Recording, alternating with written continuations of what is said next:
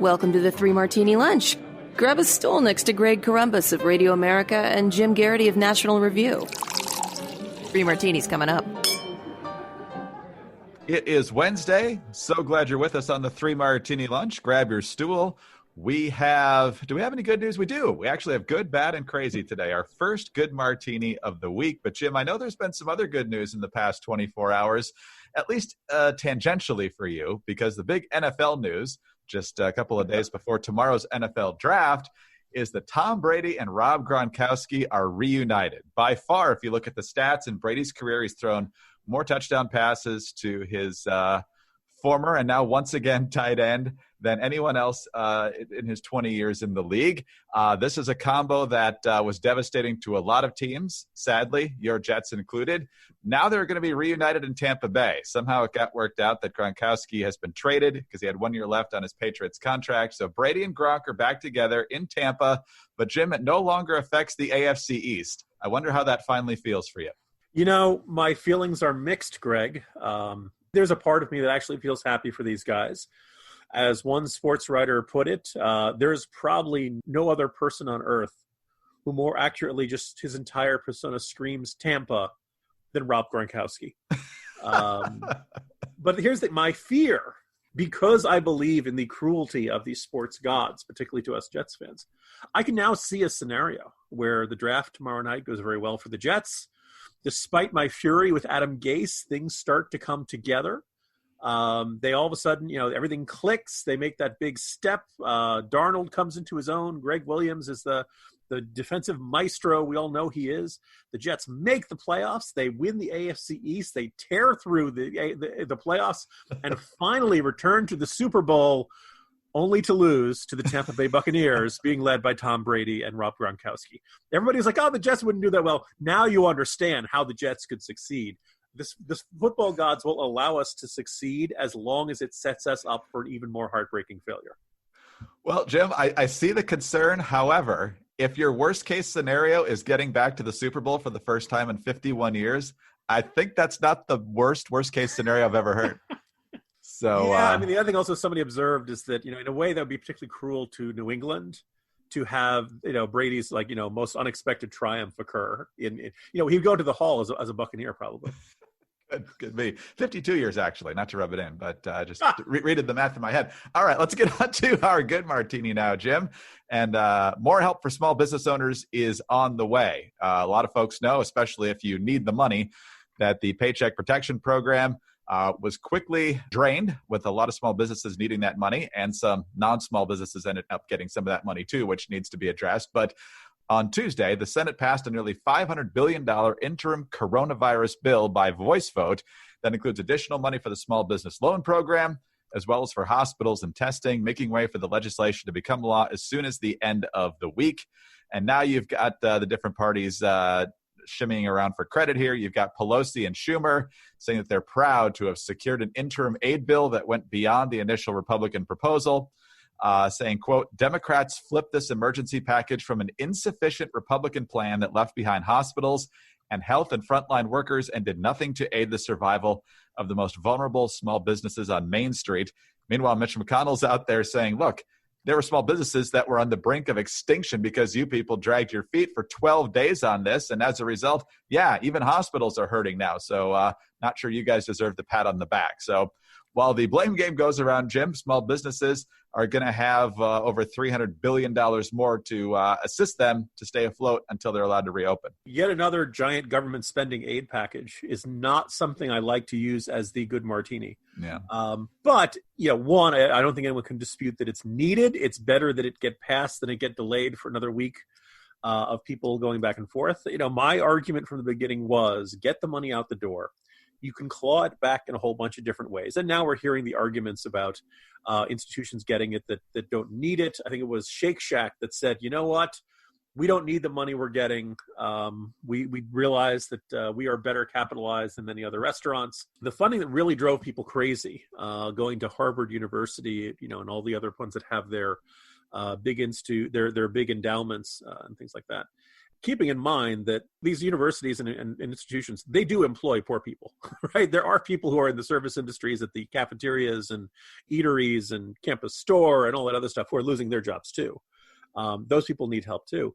But what's more is that this is all administered through a prearranged Department of Education program. This is not something that's being, that they sent lobbyists to Capitol Hill to get this sort of thing. But even then, if you want to tax Harvard University more down the road to get this money back, fine, right? There are ways to work this through.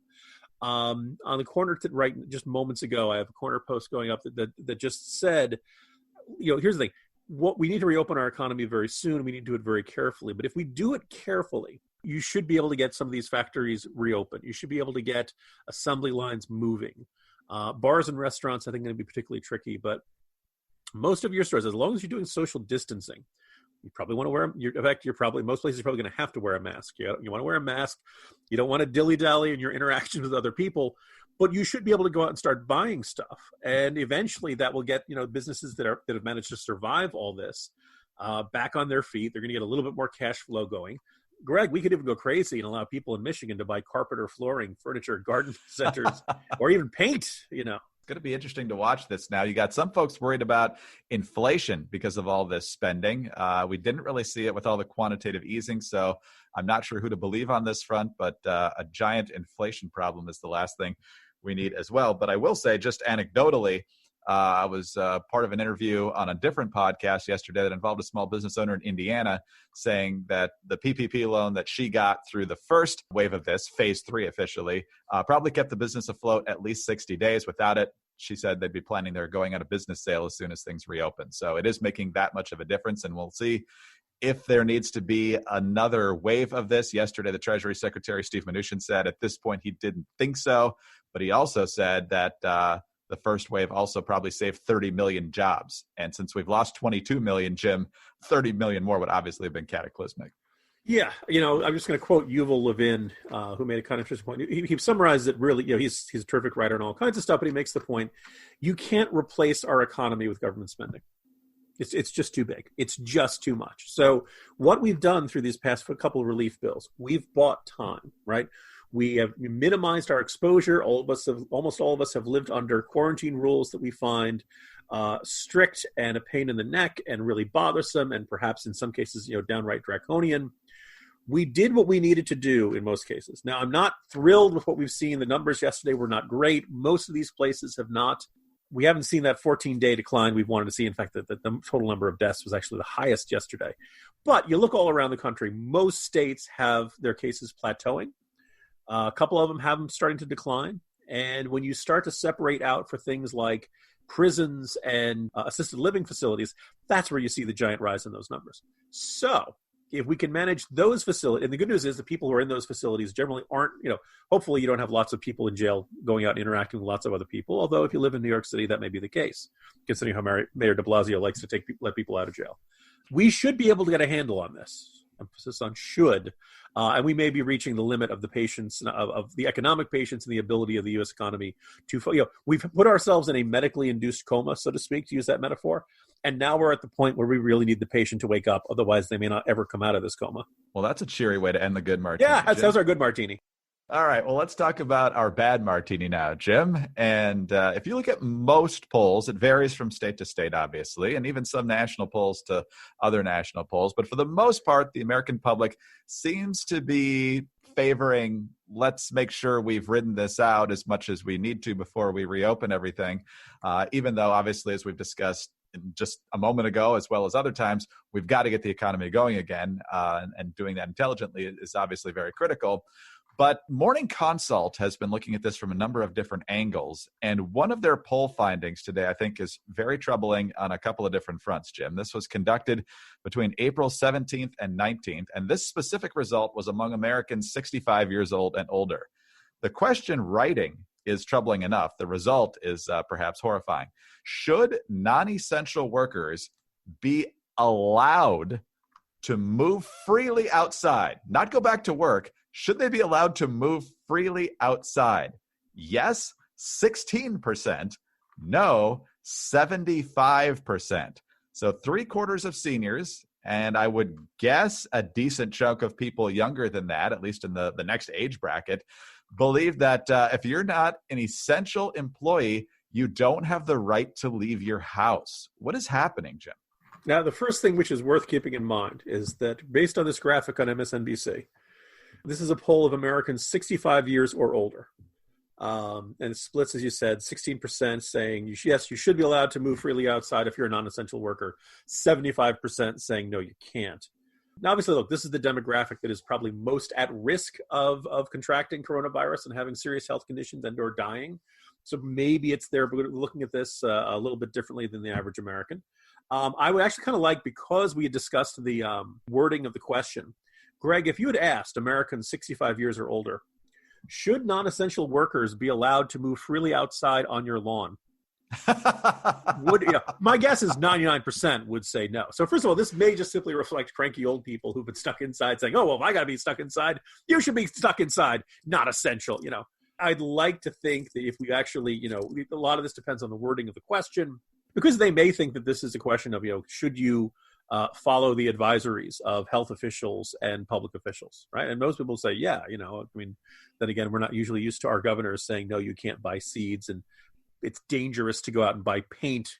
Quick Walmart, cordon off that aisle of the store. I think that this reflects, a lot of poll questions, if you ask it, depending on how you ask it, are going to come across as, do you take coronavirus seriously? And no matter what people think in this, think about this in practice. The next question, a lot of people say, of course I do, right? Anything that sounds like, people will probably be very afraid to answer any poll question in a way that suggests they don't think that they take this seriously. So on the one hand, that's a good instinct. It leads them to bad. But here's the thing. If you're not allowed to move freely outside, what do these Americans 65 years or older think should happen to you? Because if it involves arresting, that means putting someone within 6 feet of them. In most of these cases, strong recommendations are probably going to be the best course of action, and arrests are probably the sort of thing you only want to do for the absolute worst case and most extreme situations, because you're automatically putting law enforcement officials at risk. And then the next thing, you arrest them. What do? Put them in county jail? Right. The places we're already worried about the coronavirus spreading so much. So, my guess is this is an answer that didn't have a lot of thought put into it.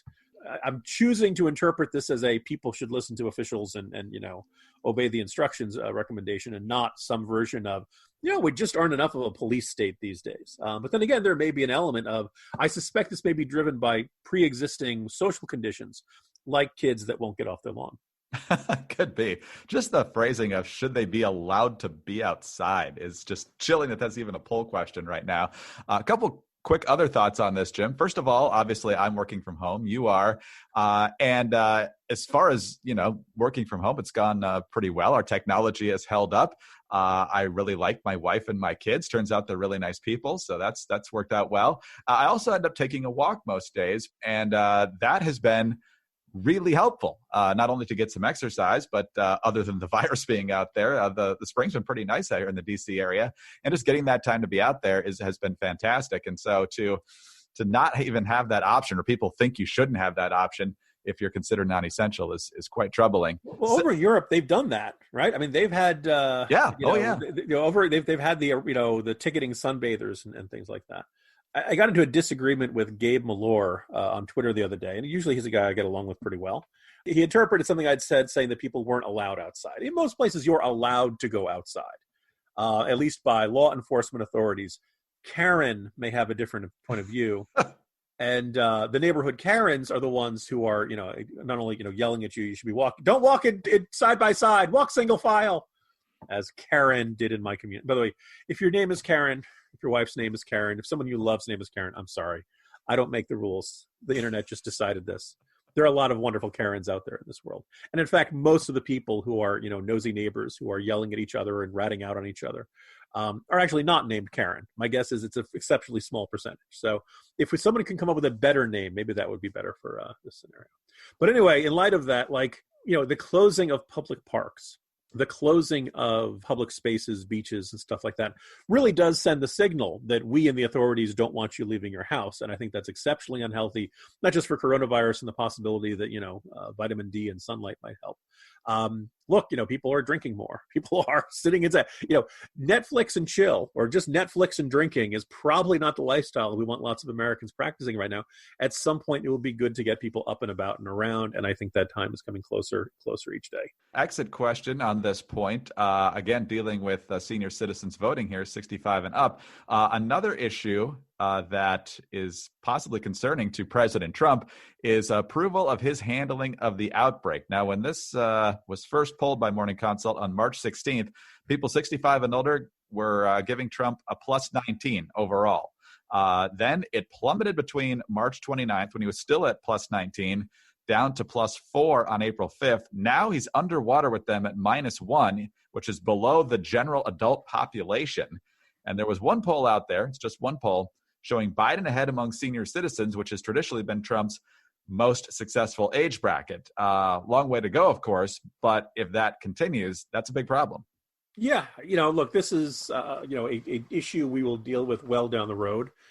But I think it is, if you're the Trump campaign, that should make you very nervous. Older voters are going to be one of the bedrock of the Trump administration's reelection base for reelection. By no means is Trump incapable of winning reelection right now, but he is right now in a bit of a pincer movement. The president is who he is. He has a persona and style and a way of treating people that generally alienates the suburban soccer moms who had voted for other Republicans. And the argument from the Republican Party, looking at 2016, was that's okay. We can afford to lose those voters. We will make up the margins amongst blue-collar white workers. And in fact, that ended up being the decisive margin in places like Wisconsin and Michigan and Pennsylvania and Iowa and places like that, and Ohio. And that's that. Yeah, okay, that makes sense. That works. The problem is, do you have that high level of support amongst blue-collar whites when the economy's in terrible shape? Or do some people say, this president's not working. I'm mad. I lost my job. The factory shut down. And of course, the factory shut down by the coronavirus. And despite whatever Trump's flaws are, he didn't invent the coronavirus and didn't bring it here. But nonetheless, I think if you're the Trump campaign, you should be worried about that considerably between now and November. All right, Jim, let's move on to our crazy martini now. And this is your lead item in Wednesday's Morning Jolt. Turns out that we had a coronavirus case and even coronavirus deaths long before the first officially reported coronavirus case. NBC News here, medical officials in California's Santa Clara County, in the heart of Silicon Valley, indicated late Tuesday that the first U.S. death connected to the coronavirus happened weeks earlier than previously believed. 2 deaths on February 6th and February 17th were not initially thought to have been COVID-19 related, but further testing has revealed that they were, according to the county medical examiner. Quote, today, the medical examiner coroner received confirmation from the CDC that tissue samples from both cases are positive for SARS-CoV-2, the virus that causes COVID-19, and fatality reported by officials in Washington state February 29th had previously thought to be the earliest coronavirus death in the country. So, Jim, as soon as I saw this news, I'm thinking, okay, does that mean that a lot more deaths are related to this? And so this was a huge problem before we even realized it? Or does this mean that a lot more people have it than we thought just a couple of days ago, which means it's already run its course a lot more than we previously thought? One of those folks who I've gotten into some, pretty heated disagreements with some people. If you're one of those folks around, I had a really bad flu back in, beginning of winter, November, December. I think I had coronavirus. I am still pretty darn skeptical of that, but I am open to adjusting my perspective when new information comes to light and it has been verified by the appropriate health authorities. And people have checked on 2 people who died, one February 6th, the other February 19th, and they both tested positive for coronavirus. So, and by the way, this is about 800 some miles from the case up in Washington state. No one has indicated any particular evidence that this person or that there's some sort of path from the person in Washington state who had just returned from Wuhan. I believe January 15th was when they returned to the country. First got diagnosed around the 20th, 21st, somewhere around there. There's no way connecting that case to these people in California. In all likelihood, somebody else was, more than this person were coming back from either from China or from some other part of the Far East that had coronavirus, coming back and spreading it around California communities. Now, these California communities don't look like New York City, and they're not, people aren't, keeling over in massive numbers. I do think you're going to start people looking back and saying, okay, every pneumonia death, every surprising death at any age during that time period, if you got the manpower, people might want to look back and start looking at this. I am now open to the possibility, if November, December, I'm very skeptical. China was dealing with this. The first diagnosed, hey, we've got a case of a novel coronavirus here. The onset of symptoms up back in Wuhan, China was December 1st. Now, I read about this in today's Jolt. For what it's worth, an unnamed Chinese government authority told the South China Morning Post their first case was November 17th. Nobody knows what data they show the South China Morning Post. Nobody's been able to verify it, but I mentioned that just to say that idea is out there.